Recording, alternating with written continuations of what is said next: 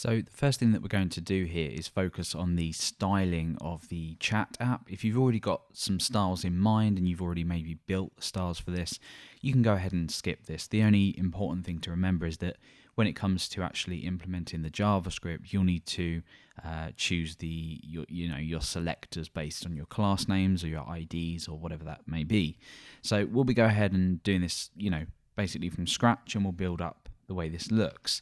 So I'm starting with a page called index.html, and I'm just going to go ahead and define a basic document and a head as well, and then we'll give this a title. Okay, so the title will just say chat, and let's go ahead and define the body.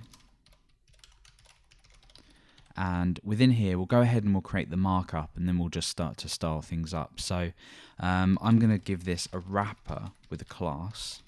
So the whole wrapper is going to contain this chat, and that's just going to be chat. So we can target that within our CSS style sheet when we implement our style sheet. Now the first thing that we need is the ability for a user to enter their names. This is just going to be an input field. It's just going to be a type of text. It's going to have a class of chat name, and we're going to enter a placeholder as well, just as an instruction to the user what they should enter. Okay, so the next item that we need is the actual message box itself. Now this is just going to be a div, and we're going to apply some sort of overflows on this just so we can get a real sort of chat looking window, and we'll just call this chat messages. So we'll give this a class of chat messages. The next thing is obviously the ability to enter actually something to chat about. So in this case it's just going to be a text area, and we're going to go ahead and give this a placeholder as well, and that is just going to be type your message. Okay, so the last thing is just going to be a div, and this is going to contain a status. So we want to go ahead and create a div here, and this is going to be chat status, and inside of this we'll go ahead and say status, and then here we'll put a span. And the reason we do this is because we only want to change what's in here, so we'll keep this as default as idle like that. So that's all we need to do for the actual markup. So let's preview that. It doesn't look very nice at the moment, but we'll go ahead and rectify that by creating a style sheet and adding that to our page. So let's go ahead and save this inside a new folder called CSS, and we'll call this main.css. So we'll go ahead and link that in here. So we say link rel equals style sheet, and we supply where that is, and that's css/main.css. You can call this whatever you like, but this just implies you have a sort of global style sheet for your site. So let's go ahead and just crack on with actually starting to build this out. And the first thing I'm going to do is just apply a general font to the entire page and the text areas as well. So in this case I'm going to say body text area, and we may as well say input as well. And we're going to choose a font of 13 pixels, and we're using the font shorthand property here. This is going to be Trebuchet MS, and we'll provide a sans serif fallback there. And that's basically it for the actual font of the page. You can see that now we've got a nice font for each of these items, including the text area and the input. So that just makes it look a little bit pleasant, a little bit more pleasant. So the chat class itself, there's not really much we want to do here in terms of the container. We just want to give it a max width of 300 pixels. This can obviously be entirely up to you. By default, it will just stretch across the entire page. So what we've done by doing this is, if we just inspect this, rather than having this full length element, so we've got a div at a block level, we've now got this blue area here, which is a maximum of 300 pixels. But of course, this can completely change depending on your requirements, so feel free to play around with it. Now what we also want to do is apply a border to the messages, text area and name sections or classes, just to sort of frame these and contain them. So we have chat messages, chat text area. I don't know if I gave that a class. No, I didn't. Chat text area. And we could, of course, target this with text area, but we want to be a little bit more specific and make this a little bit more modular. So chat text area and chat name.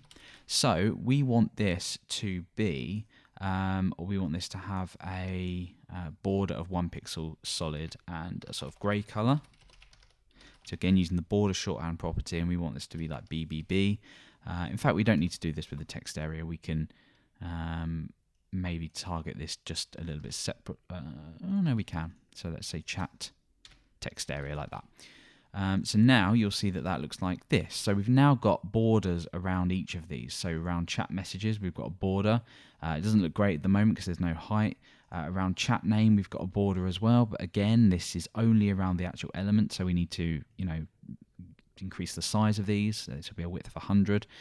And also the text area as well. The status we just leave down there as normal. Okay, so what we're now going to do is just build out the chat messages section, because this is the sort of most important part. So the message area will be the container where all of the messages will appear. We're going to give this a width of 100%. Remember, that's relative to the container it's in, which is a maximum of 300. We're going to give this a height of 300. So let's just take a look at how that looks. Chat messages, there we go. So that looks like this. Let's just pull this down a little bit.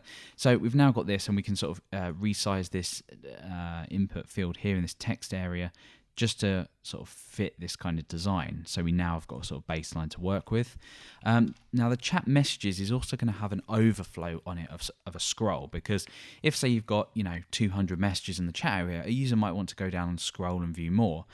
So we're going to say we want an overflow on the y-axis, and we want that to scroll. So that basically just means if there's too much content in this area, it's going to overflow into, and it's going to give the user a scroll bar. And we'll also want a padding of 10 pixels on here. So let's just go ahead and test this. So inside of chat messages, I'm just going to go ahead and just type in hello and a break just to literally test this out. And we'll just go ahead and copy and paste this down a few times. Okay, so that should give us sufficient scrolling, so you can now see that we've got a sort of scrolling area here, and that lets us, go back and view previous messages. The latest messages will always be at the top. So now that we've got that, let's just undo all of that mess and go ahead and continue styling. So we're going to style now. We can get rid of this class as well. We can go ahead and style the other two elements, which is the area that the user enters their name and the area that they enter their message in. So that is chat message and chat name. We'll focus on the chat name for now. So the chat name, remember, is this input element up here. So what do we want? Well, we want this to be 100% as well. So that basically looks like this. So it now reaches almost 100%, but because of the padding on this element, that's not pushed out quite far enough.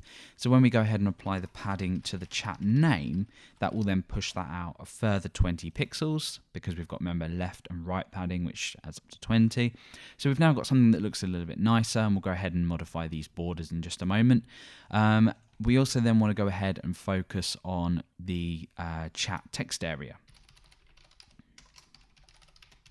So with the chat text area, we want to go ahead and do pretty much exactly the same. We want to give this a width of 100% and padding of 10 pixels. So now you can see that again just fills this section quite nicely.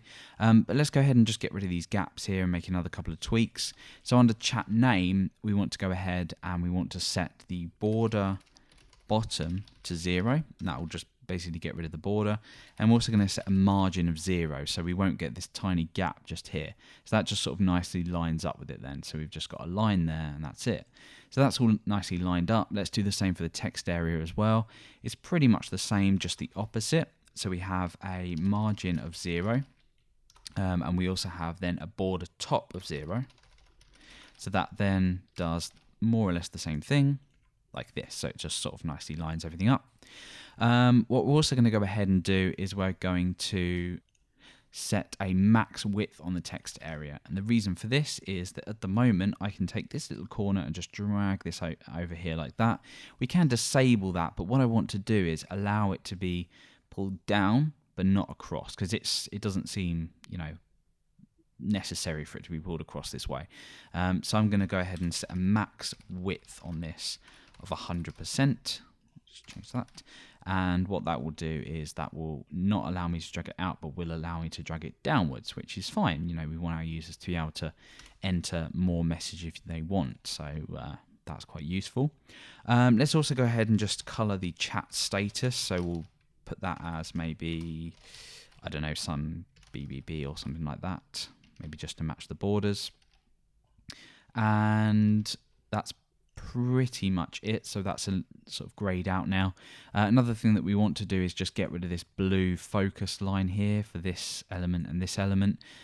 So we can go ahead and change that. So let's go ahead and say chat text area and chat name, and we basically just say outline none. There we go. So we now have a nice looking, or a nice enough looking chat area. But what about the actual messages inside of it? Well, let's go ahead and add some example content, because what's eventually going to happen is JavaScript's going to come in and it's going to loop through the messages that are returned back from Node.js, from the MongoDB database, and it's going to go ahead and actually, you know, add markup to this area. And these are going to be divs with a class of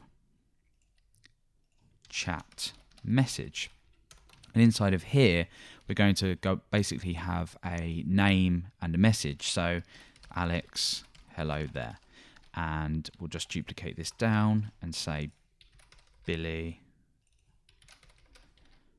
hello. And yeah, that should do for now. So there we go. All we want to do here, it's a very, very, very minor change, is under here, let's just say chat message margin bottom, I don't know, 20 pixels or something like that. 10 might be more appropriate. And there we go. So that just spaces things out a little bit. So that's all we want to do. But it's good to bear in mind that we will have this markup in here at some point. So you can go ahead and style that however you feel or however you wish. So at the moment that's going to be empty. And we have finished the design for our chat interface. So next up is actually going ahead and setting up our Node.js server, and also looking at a little bit about MongoDB, just so we can get to grips with how data is stored and how we're going to pull it back.